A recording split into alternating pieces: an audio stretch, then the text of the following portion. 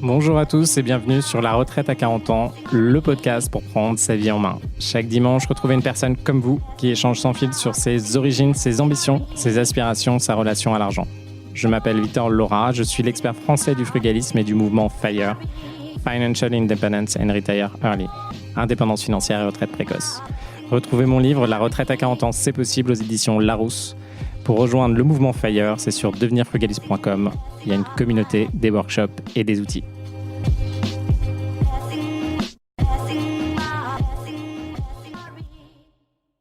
Bonjour à tous et bienvenue dans un nouvel épisode de La Retraite à 40 ans. Aujourd'hui, petit épisode sur comment faire 200% d'épargne ou de capitalisation par mois.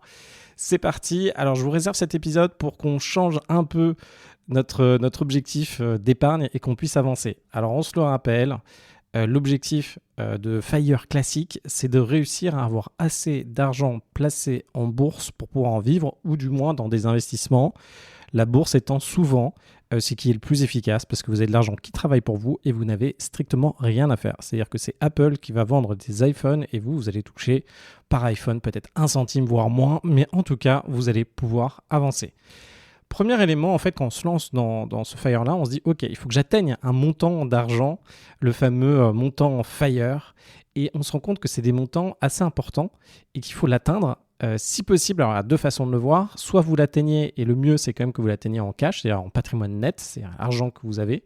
Soit sinon, c'est que vous arriviez à faire des investissements qui vous donnent un rendement, même si vous avez peu de cash à vous dans ces investissements. Donc par exemple, vous pouvez très bien faire un investissement locatif. Votre investissement locatif peut vous rapporter 1 000 € par mois avec un seul investissement. Pourtant, vous avez mis 0 argent dedans et c'est principalement de la dette.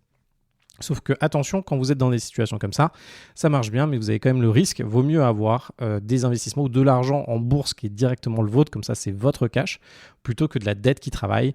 La dette qui travaille, ça rajoute des risques. Moi, je suis très pour la dette et d'ailleurs, c'est le système que vous allez sûrement utiliser pour pouvoir avancer et avancer fortement. Généralement, quand on pense à de l'épargne par mois, il y a la règle la plus simple qu'on retrouve dans beaucoup de livres qui est de réussir à épargner, quoi qu'il arrive, 10% de ce que vous gagnez. Ça, c'est la règle minimum. Quel que soit votre salaire, peu importe où vous en êtes, vous faites un virement automatique des 10% de votre salaire net sur un compte d'investissement. Alors, il y a plusieurs phases par lesquelles vous pouvez passer. Vous pouvez commencer par effectivement avoir de l'argent sur des comptes qui ne font pas de rendement si vous commencez juste pour avoir votre épargne de précaution. Donc, votre épargne de précaution, généralement 3 à 6 mois de dépenses.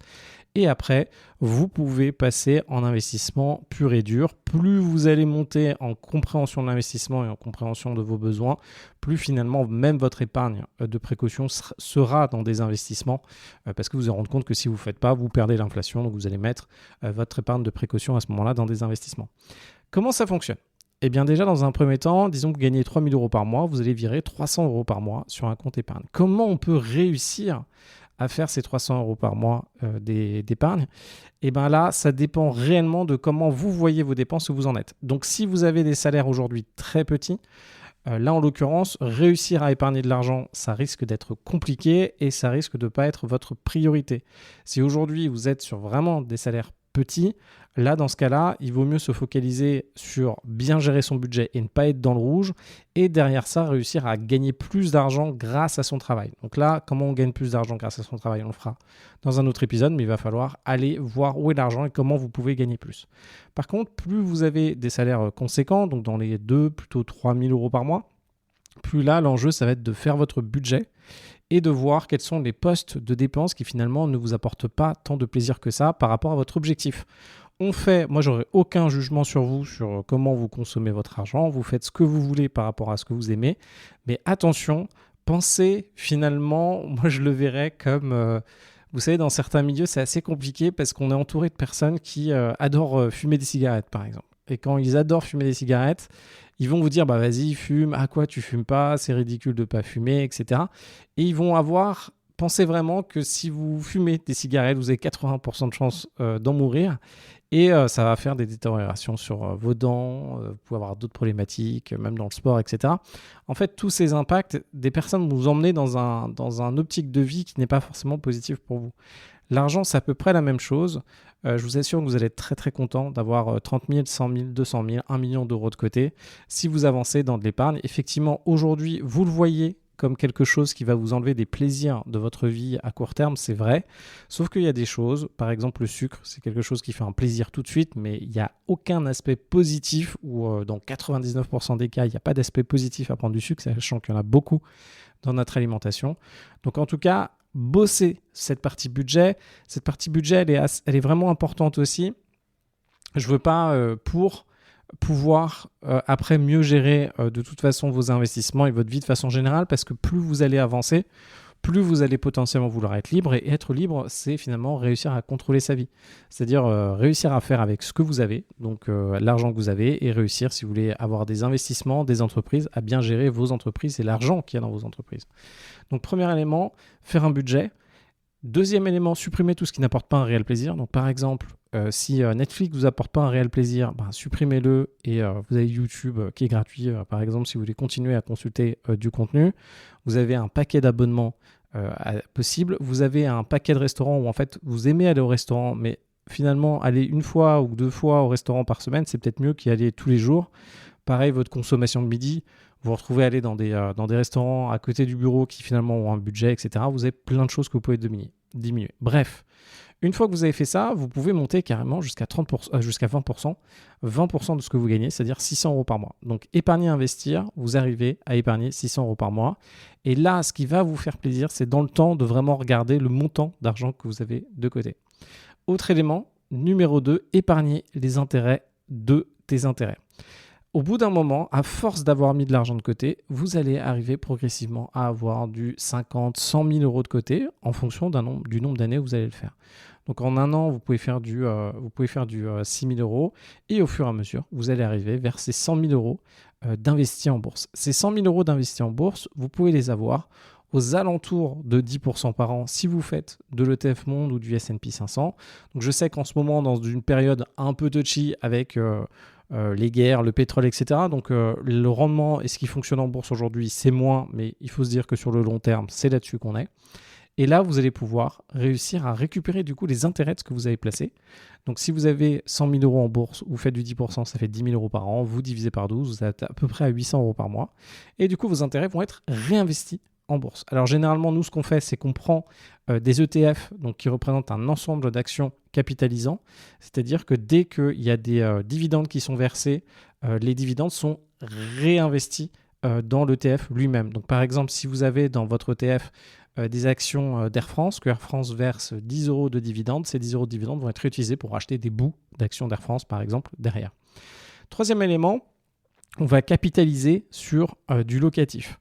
Donc là, quand indirectement, on n'a pas d'autre choix, et c'est ce qui est le cas pour 90% des gens, on va passer sur du locatif. On va faire 4 investissements de 250 000 euros en 4 ans, c'est-à-dire qu'on va répliquer le même modèle, pourquoi pas un appartement à mettre en location ou un immeuble à mettre en location.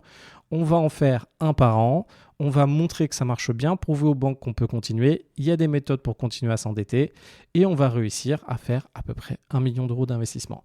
Ce million d'euros d'investissement, on va capitaliser, c'est-à-dire rembourser, c'est vos locataires qui vont rembourser 840 euros par mois par investissement, ce qui fait que vous allez réussir à faire 3 313 euros par mois de remboursement de capital. Donc là, ça y est, vous avez, grâce à vos investissements immobiliers, vous allez réussir à capitaliser plus que ce que vous avez avec votre salaire d'aujourd'hui, votre salaire net. Et enfin, on passe à 4, investir le cash flow du locatif. Ces investissements, si vous les faites et qui sont très performants, chaque investissement que vous allez réaliser va vous apporter 1 000 euros de cash flow par mois. Et ces 1 000 euros de cash flow par mois, vous allez pouvoir les investir. 1 000 euros de cash flow par investissement, ça veut dire 4 000 euros par mois de cash flow. Et là, vous avez encore une fois, vous allez pouvoir investir, et cette fois-ci en bourse, plus que ce que vous gagnez avec votre salaire. Et si vous le faites le 1, 2, 3, 4, vous allez réussir à avoir du 8 713 euros par mois que vous allez capitaliser / investir. Et ça, c'est fantastique. Voilà en fait ce que vous pouvez commencer à mettre en place aujourd'hui. Donc chacune des étapes vous permet d'évoluer sur différents éléments. Et c'est ce qui va vous permettre de finalement mettre plus de 200% de ce que vous gagnez. Donc ça, c'est assez particulier. Je ne sais pas si vous vous rappelez, à des moments, j'ai été interviewé À la télé, on me demandait combien j'épargnais par rapport à mon salaire. Et en fait, c'était très compliqué pour moi de répondre. Donc, je disais, OK, je suis à 10%, je suis à 80%, etc., etc.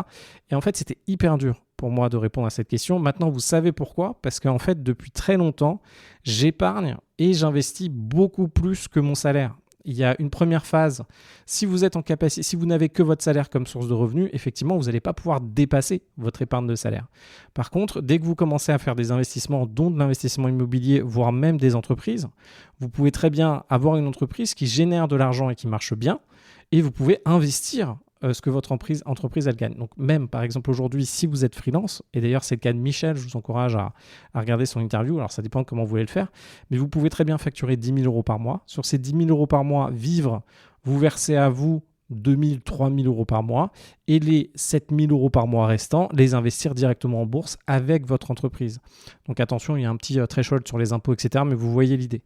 Et en gros, de faire ça, vous vous retrouvez à une phase où si on vous demande, par rapport à combien vous gagnez en net, donc vous êtes là, ok, moi je vis avec 2-3 000 euros par mois. Vous faire, ok, vous investissez combien ? Vous allez dire, ok, j'investis 8 000. Et là, du coup, ça va commencer à ticker. Donc après, il faut revenir dessus, etc. Donc il y a cette première version-là. Il y a la deuxième version où vous avez carrément une entreprise qui tourne, qui n'a pas besoin de votre temps. Ça peut être des side business ou autres, et qui génère par exemple 5 000 euros par mois. Et là, vous allez pouvoir réinvestir les 5 000 euros par mois sans que ça passe par votre case du tout. Et vous vivre avec votre salaire de 3, 4, 5 000 euros par mois à côté. Donc vous voyez tout de suite, en fait, on peut aller beaucoup plus que ce qu'on gagne en salaire net. Ça nous permet d'accélérer pour arriver à un montant d'investissement qui correspond à notre montant FIRE. Donc par exemple, dans notre cas, si votre montant FIRE, disons que vous voulez avoir du 2 000 euros par mois, alors on va plutôt mettre du 3 000 euros par mois.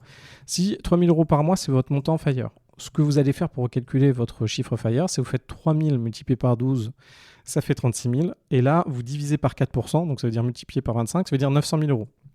Il va vous falloir 900 000 euros. Nous, aujourd'hui, avec la méthode qu'on a, sans prendre en compte les intérêts composés, mais les intérêts composés vont jouer un grand enjeu, on sait qu'on fait quasiment 9 000 euros par mois d'épargne. Sur une année, on fait 100 000 et on se rend compte qu'en 9 ans, sans prendre en compte les intérêts composés, donc ce sera moins, on va en 9 ans, on va réussir à avoir nos 900 000 euros et on va réussir à avoir ce montant FIRE. Une fois qu'on l'a, on peut très bien décider, ça dépend à vous de voir comment vous voulez le faire. Soit vous les gardez, vous allez avoir donc ces 900 000 euros de patrimoine net, vous allez encore avoir une partie de dette parce qu'il vous restera vos investissements locatifs qui auront encore de la dette dessus. Alors soit vous décidez de revendre ces investissements locatifs pour arriver au moment où vous avez que du cash, donc vous allez avoir 900 000 euros de cash, vous n'allez plus rien avoir d'autre. Donc 900 000 euros de cash en bourse et faire comme ce qu'a fait Michel et pouvoir en vivre et pas avoir ça. Soit vous voulez laisser les investissements locatifs continuer à tourner et vous voulez continuer à avancer, aller atteindre des objectifs supplémentaires. Donc voilà comment vous pouvez faire pour dépasser votre taux d'épargne, arriver sur des taux largement supérieurs. D'ailleurs, je vous encourage à ceux d'entre vous qui font de l'investissement locatif à re-regarder et recalculer ça.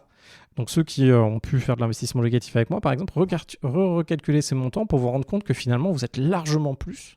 Vous arrivez à des montants d'épargne et d'investissement qui sont largement supérieurs à ce que vous pouvez réaliser lorsque vous êtes simplement salarié. Donc l'objectif premier, ça dépend vraiment de ce que vous voulez faire, ça dépend de là où vous voulez aller. On se rend compte assez rapidement, en fonction de vos objectifs, que l'épargne simple et l'investissement en bourse simple, ça risque de vous bloquer et de prendre beaucoup de temps. Et aussi, quand vous faites ça, c'est très bien, vous allez développer des compétences. Il faut vraiment se dire qu'à chaque fois, on développe des compétences. Faire un budget réel et le tenir dans le temps, c'est une réelle compétence. C'est comme du sport, c'est de la volonté, c'est bien comprendre ce que vous voulez. Vous allez travailler sur votre façon de consommer, etc. Après, sur épargner et investir, là, il y a une réelle compétence parce que là, vous allez investir votre épargne. Donc, au début, votre plus grande peur, c'est de perdre de l'argent. Donc, vous allez investir potentiellement, vous allez mettre votre épargne de côté sur un livret A, etc., sur un compte courant pour être sûr que vous n'allez pas perdre de l'argent qui vous a donné beaucoup à gagner. Vous allez passer à une phase où vous allez monter en compétences, gagner en expérience pour pouvoir investir en bourse, comprendre ce que c'est, comprendre que quand ça chute de 5%, c'est pas grave, on va tenir le coup, même 10%. Ça, c'est une réelle compétence et il faut la développer aussi. Après, on passe à capitaliser sur du locatif. Donc là, il faut comprendre comment faire du locatif, le financer, le trouver, gérer le locatif, etc. Là, quelque chose de réellement avec des compétences réelles. Et ça revient à avoir un petit business. C'est vraiment un petit business, avoir un appartement. Là, encore une fois, je vous invite à venir dimanche 18h. Je vais vous mettre le lien directement dans les commentaires pour que vous puissiez venir lors de la conférence. Moi, je vous montre en fait ces méthodes-là, même si vous avez déjà du locatif. pour qu'on puisse avancer ensemble. Et enfin, la dernière phase, c'est une fois que vous avez fait du locatif, là, l'objectif, c'est pas d'augmenter son niveau de vie. Alors, je sais que c'est très dur de pas augmenter son niveau de vie, mais de garder vraiment, parce qu'en fait, de garder vos cash flows supplémentaires pour les réinvestir en bourse. Donc là, vous allez réappliquer ce que vous avez appris en numéro 2 pour continuer à réinvestir en bourse. La problématique que vous avez, c'est généralement, vous allez voir tellement d'argent passer. En fait, c'est un peu le danger de l'entrepreneur. Et c'est pour ça, généralement, que les entrepreneurs essayent de dissocier vraiment leur niveau de vie de l'argent qui circule. Pourquoi ? Parce que si vous commencez à adapter votre niveau de vie par rapport à l'argent qui circule, le jour où l'argent ne circulera pas aussi bien, ça va être compliqué votre niveau de vie. Et en plus de ça, vous avez l'enjeu de... en fait, ce qui est très dur, c'est quand vous allez voir... Là, imaginez, vous gagnez 3 000 € par mois, mais vous avez 9 000 € par mois qui vont partir dans des investissements. Et la question, de ne pas...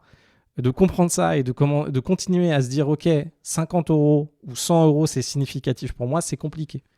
Parce que vous allez dire, non mais attends, regarde, là ce mois-ci, oui, c'est dur, en ce moment ma vie elle est dure, parce que la vie de tout le monde elle est dure en réalité. Vous avez un enjeu dans votre travail, vous avez de la pression, vous avez peut-être les enfants, etc. Et là vous avez un enjeu pour vous dire, OK, c'est compliqué, c'est dur, mais j'ai quand même 9 000 € par mois qui sont capitalisés, donc je peux bien me faire plaisir et redépenser 1 000 € par mois. Pareil, vous prenez du cash flow de vos investissements locatifs en disant, tiens, je vais faire un truc sympa, etc. Là, c'est là tout le nerf de la guerre de ne pas retomber en fait, dans la facilité humaine, de tomber dans ces addictions comme le sucre, comme la cigarette, comme le gras, etc. Et réussir à tenir le cap et à pouvoir avancer. J'espère que cet épisode vous aura bien inspiré. N'hésitez pas à me laisser des commentaires, je les lis tous, et à me laisser un 5 étoiles. Et moi, je vous dis à très très vite.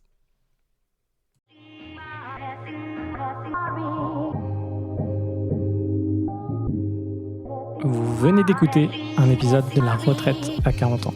N'hésitez pas à en parler autour de vous, à vous abonner, à rajouter 5 étoiles et à mettre un petit commentaire. Ça nous aide vraiment beaucoup. Pour être informé des nouveautés, rendez-vous sur devenirfrugaliste.com. Une question ? Je réponds sur LinkedIn, Victor Lora, L-O-R-A.